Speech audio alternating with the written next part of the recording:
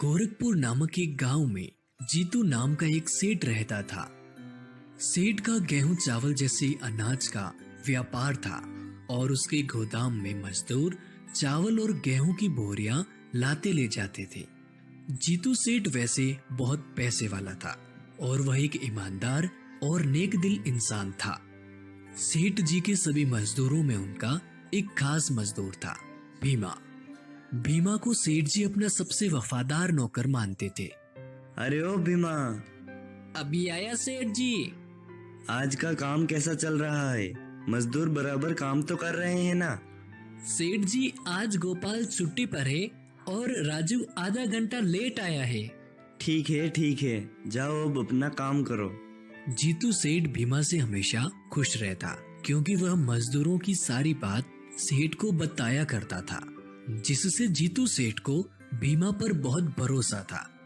एक दिन सेठ जी अपने गोदाम पर बैठे थे और वह भीमा को आवाज लगाते हैं। भीमा, जरा इधर आ, मुझे कुछ जरूरी बात करनी है। जी हुजूर, बोलिए। आज से मैं घर जल्दी जाया करूंगा।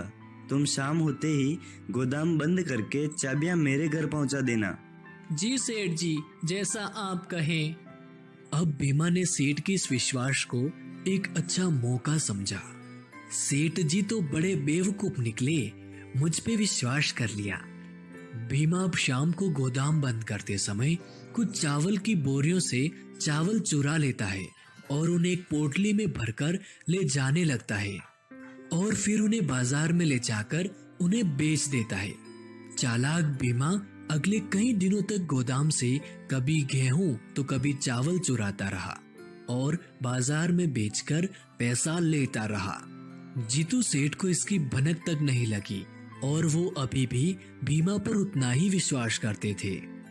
खैर धीरे धीरे भीमा ने बहुत सारा अनाज चोरी कर बहुत सारा पैसा जमा कर लिया। एक दिन गोपाल नाम के एक मजदूर ने भीमा को चुराया हुआ चावल बेचते हुए देख लिया और वो सीधा सेठ के पास इसकी शिकायत करने पहुंचा। सेठ जी। क्या हुआ? इतनी रात को यहाँ कैसे?